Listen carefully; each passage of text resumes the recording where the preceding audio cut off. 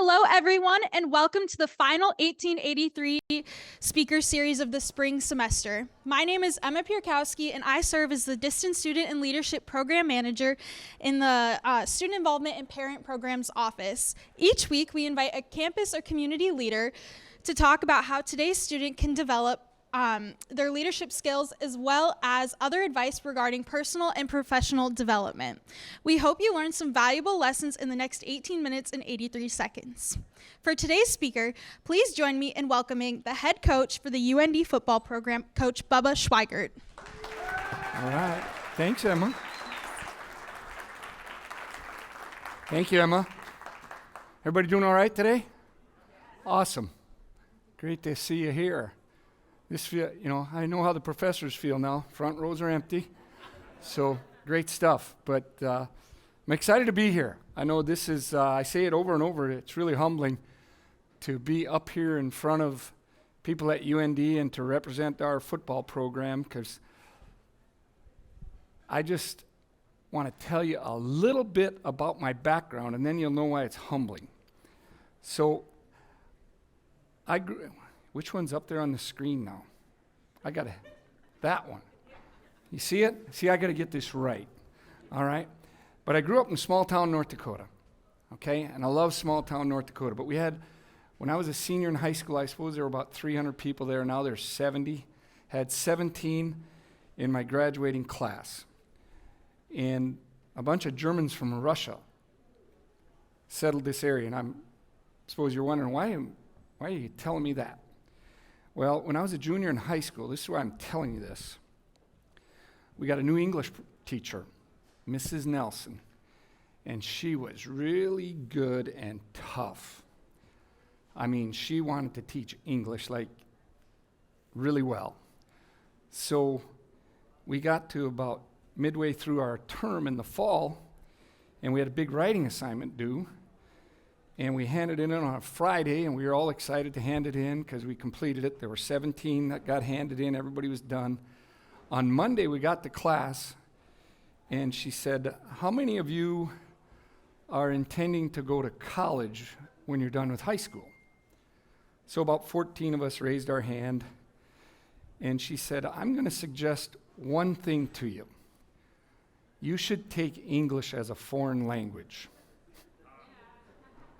So now you know German was actually spoken a little bit when I was in high school, and college was a big deal. You know, from Zeeland I went on to Jamestown College, and for us small town guys, you know, when we got to college, Jamestown had Taco John's, McDonald's, and Hardee's. Those were really big deals when you moved to a town. So obviously, pretty humbling to be in the position I am today, and got a lot of help along the way to get here, have a lot of mentors. You know, I think of my high school football coach often. I think of my high school music teacher. I thought she was an awesome leader and got really the best out of a lot of students, and just a lot of people that have been positive influences from my small town that I still think about a lot today. So anyway, we're supposed to talk about leadership, and this has been awesome. I get over here a few times, and I'm following some really awesome leaders on our campus and speakers in our community, and so let's see if we can talk about the way I see it, and if it helps you at all today, that's great, and if it doesn't, just enjoy the time together with people. First of all, the one thing that I always thought early on in my professional career, I never really separated leadership from management, and they shouldn't be confused. You know, I had an accounting degree. I don't know why I earned that degree, but I had a degree. Don't even do our own taxes right now. Laura doesn't like that. She thinks I should do that. But I thought, like, management was really leadership. Hey, if you can get out and coach, and you can plan when meetings are supposed to be, and you can budget, and you can, you know, schedule things. I thought, boy, that's really a great deal. But that's really not leadership, in my opinion. Now, it's part of, in your role, you may have to do it. And right now, I'm involved in some of those things, and it's not my favorite part about my job. I'm just going to be upfront and honest. So what is leadership? here's what I believe leadership is. It's touching the hearts of people. Because those people you're leading, they better know you care about them. They need to know that you love them. And what you're doing for them is to help them improve and be their best. So it's really about doing that and then finding out what makes people tick. Not everybody's the same, but what really motivates them, and trying to get to the bottom of that, I think, is really the job of the leader, and it's challenging. So those people got to know when you're leading them, hey, if you challenge them, it's because I care about you and I want you to do your very best and I want to reach your potential. So let's not confuse it with management. The second thing I think about a lot is creating a vision, what your group or your organization can do. So we like to keep things really simple at UND football right now. When we invite a student athlete and prospect to be a part of our team, and they join us, we have one goal for them personally that we never lose sight of. We want them to earn a degree from North Dakota's flagship university. We think that's really important, and we're going to support you in any way that we can to reach that milestone in your life. That's really important to us. And when you're part of Division I athletics, it's a simple plan, but it's not easy. You're making a lot of sacrifices to earn that degree. So that's really important for all individuals. And then the vision we have for our program, we want to be a national championship program. And we know that's hard. We know that needs to drive our decision making. We know that we got to have people that believe we can do that. We know sometimes it's going to be an uphill climb. Sometimes it's going to go down a little bit and it's going to flatten off. We got to be able to handle all those things as we're striving, because we don't know when it's going to happen, but we really believe it's going to happen. I believe it's going to happen. It's going to happen. So creating that vision and what can be accomplished is really important.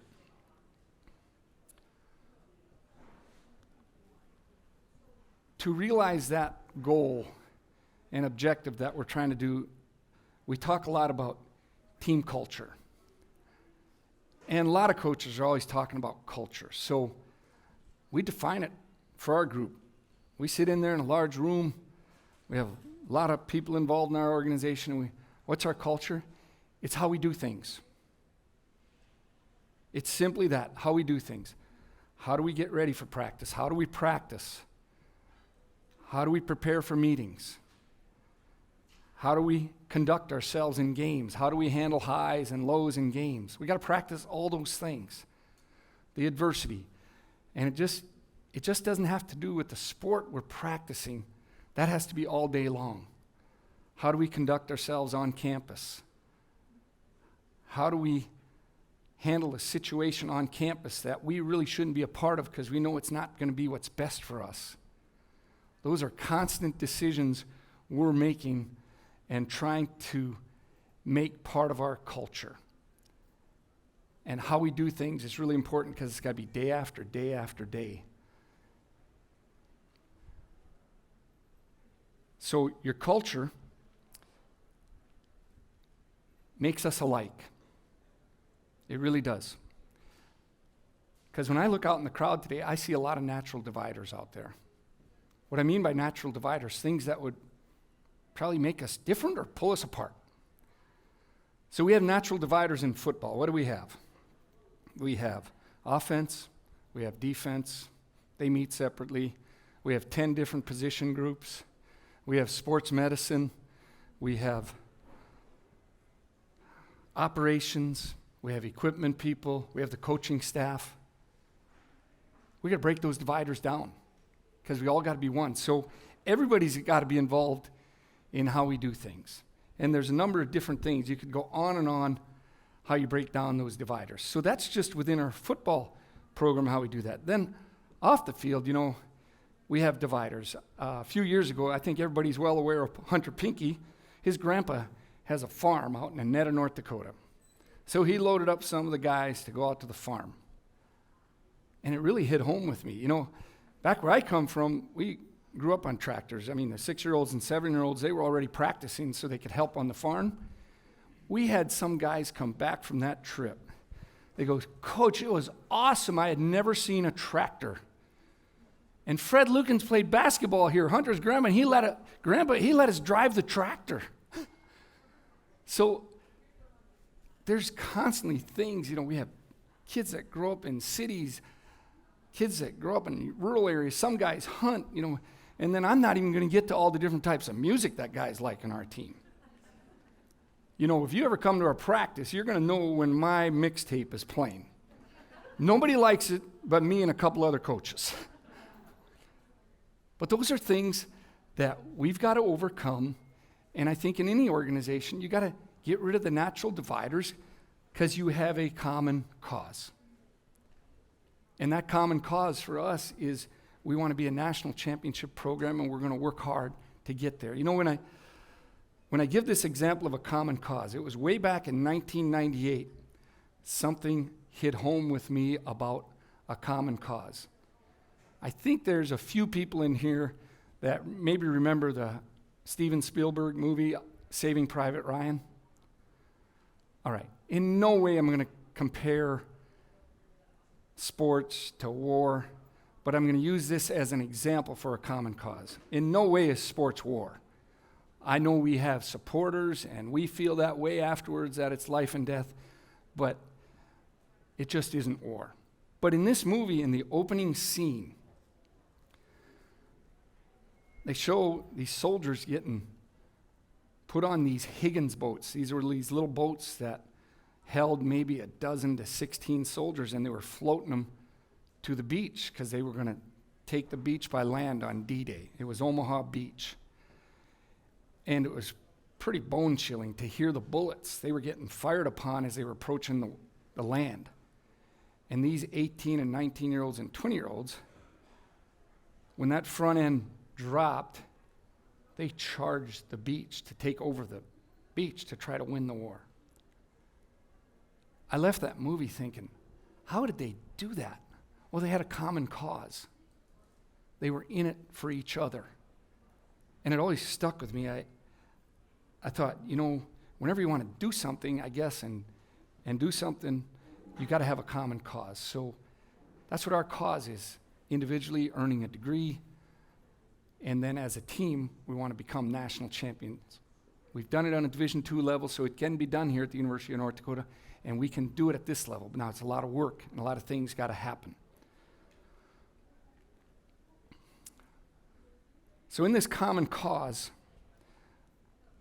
I really think it's important that in your culture, you establish this. It's not what you get from the team, it's what you give for the team and to the team. Really important. And when you have guys that are doing that, or people on your team that are doing that, I think they're great teammates. So I'm going to take 10 seconds now, and I want you to think really hard about the best teammate you ever had in your life. 10 seconds is going to seem like a minute, but take 10 seconds right now and think of that best teammate.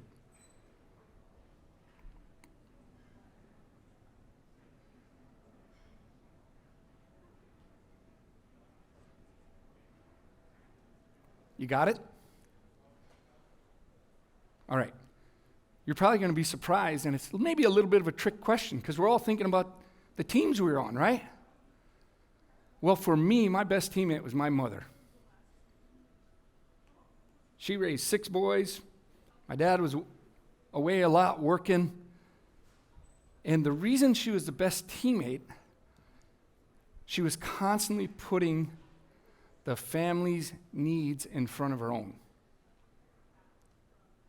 And that's what we call selfless. When you're selfless, you are putting others' needs in front of your own. The opposite of that, when you're only worried about your own needs, I don't think you can have a great team. I don't think you can have a great culture. You got to be selfless, and you got to somehow get that across, that when you give a lot, you're going to get a lot. When you give a lot, you increase your value to the team, to the organization, and you're going to get a lot in the end.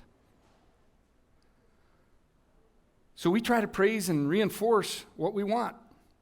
We'll talk a little bit more about a lot of behaviors, but when I think of one room that's really selfless on a football team, everybody knows it.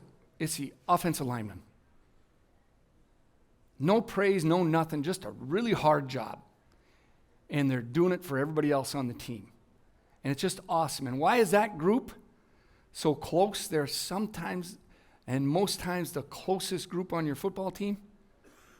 Because they're selfless. And they know they have to do it together. And to bring value to themselves, they got to be selfless and give it to the team. And it's just awesome to see that. There's other things and other positions. We try to, we do this thing on Sundays after our games. We call it dirty work. So we meet the whole team, and I get up there, and I'm going to show some things up on the video screen that we thought were really selfless. Maybe a great block by a wide receiver to spring our running back for 40 more yards. Maybe a running back protecting the quarterback. Maybe the quarterback giving up his body to get a first down, things like that. Defensively, a really hustle play that maybe he ran a guy down at the 3-yard line, and the next play we forced a fumble, things like that. We really try to praise those things publicly. Now, the other behaviors we don't want, the selfish ones, probably more one-on-one. One-on-one, we're going to call them in and say, hey, that really wasn't helping our team. Now, in our home, if you really want to know the truth, my dad didn't believe in that. The selfish behaviors were addressed a lot differently. I don't know if any of you grew up like that. He didn't care who was there. It was public. We were going to end it, that behavior. But you have to eliminate what you don't want, and you got to praise what you want. So we did this. We talked about championship behaviors for years in the program, but we never really posted up what we thought were really championship behaviors. So we have this leadership council. We have 8 to 12 guys chosen from our team that represent our football team. We try to get a diverse group, whether it's offense, defense, different position groups, guys from big towns, small towns, different backgrounds, guys that maybe listen to rap, guys that listen to country. We try to make it really represent all cross sections of the team. And we gave them an assignment because they were talking about, hey, here's what I think will really help us in our program. And those were the things they came up with. We picked out the ones that they thought were most important. And those traits are awesome. You all can read them up there. It's just awesome because it came from the team, and we were listening to them, and they had input into these traits that they wanted to really reinforce. And then we have the ones we want to eliminate. So, once again, we didn't have any stoplights in Zeeland, North Dakota, but green means go, red means stop. That's why they're green, and that's why they're red. That's pretty good for a football coach to think of that, isn't it? I mean, come on, creative. All right. And then we took the traits we need, and we had an individual from our leadership council present what it meant, integrity, trust, and the reason they felt it was important to our team. We had guys take notes and try to remember it and point it out when we had those traits show up in our team and our organization. And then obviously if we have red ones, we got to address those and eliminate them. And we just simply refer to those as championship behaviors. And they're posted. Our team room, our offensive room, our defensive room. And we want them so they see them in their eyes. Before we send them home for the holiday break, we had everybody take a picture of them with their phone so they carry them with them and can constantly look at those behaviors. So, 2 more slides here. So you have all those things that you want in your team. Now, if you can really select who you want part of your organization, who you want to be a part of it, that really helps your culture, gives you a better chance. 3 things that we look at, whether we hire coaches, whether we want players to be a part of our team, whoever we're inviting into the organization, we think 3 things are really important. You got to be a hard worker. All kinds of jobs are hard, but you got to have a work ethic, that you look for things to do and increase your value and want to make the place better. Got to be a good teammate. We described what that is and defined it, right? It's putting your needs behind the team needs or others. They can't be out front, your own needs. And then it's got to be a big deal to be here at UND. I think it's a big deal to be here. Every day I wake up, think it's a big deal. And you need people to join you and work hard and be good teammates and make it be a big deal. 2 other things as the leader. I think one thing that helped me grow up in a fairly large family, 6 boys, no girls. I don't know if that helped me, but it was challenging. And back in Zeeland, we were a small family. I had a classmate. He was in the same class as his uncle. That's how large the families were. 13 kids, 16 kids. Hey, Uncle Brian, how's your day going? It's crazy. So we had a lot of big families. But I think it helped me in this role because there's one other thing that my mother always kept in perspective was, and we had enough to provide for the family, but we didn't have a lot extra. And she always explained to us, we always got to do what's best for the team. We can't do what's best for you, Bubba, because I was a selfish kid. We can't do what's best for you all the time. That'd be awesome for you, but it isn't best for the rest of the family. Same thing with my other brothers. We had those talks a lot. And then the last thing about an organization, if you're the leader, you sure better recognize the value in everybody that's a part of it. And I will never forget this, because we had a school in my hometown. It was one building. We didn't even have kindergarten when I was growing up. I don't know why, because they started us when we were 5. That's why. The mom said, get them out, get them into school. They're ready. And it was all one building. So my dad would always say, Bubba, when you get to the school, Whitey Klein was to the left. He was our custodian. He had all the keys on his belt. He was always there to greet a lot of people. And then when you look to the right was the superintendent's office. Jacket, tie. Mr. Ailey looked sharp. And my dad always said, you know what? Whitey and Mr. Ailey have jobs to do at the school, and they have equal importance because they got to do their job to the best of their ability. And that is no different in any organization. And I think as the leader, it really helps you if you recognize that everybody brings value. Because the custodian's just as important as the superintendent. And if you really want to know what's going on at the school, who do you ask? Custodian, because he's there a lot longer. Thank you very much. If you have any questions or anything, I'd be happy to hang out and meet with you, but I appreciate your time today, and I guess this is a wrap. This is a wrap, right? All right. Thank you. All right. Thank you, Coach Schweigert. And thanks to all of you for coming. Before we close out the last 1883 speaker series of the semester, I'd just like to thank Emma for all the work she's done making this series such a huge success. She'll be graduating next week, so this will be her last appearance on stage as a student. But I'm sure we'll be inviting her back in the future to share some leadership lessons of her own. So I'm going to turn it over to Emma for some closing thoughts.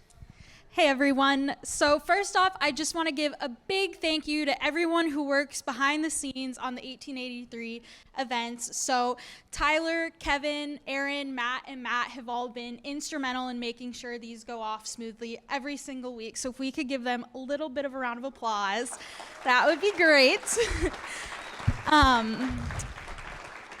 Yeah, I also want to give a special thank you to Mike Wozniak and all of the student involvement staff. They have also been working really hard this semester and the last one to make sure that this is successful for everyone as well. I have had the distinct honor of introducing many wonderful speakers throughout this school year.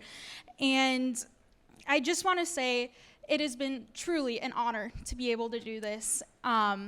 And it's meant a lot, and so I just want to say thank you all for attending every week or every other, however many times you've come. It's been such a joy to get to share these moments with you. So in closing, good afternoon, good evening, and good night. Right.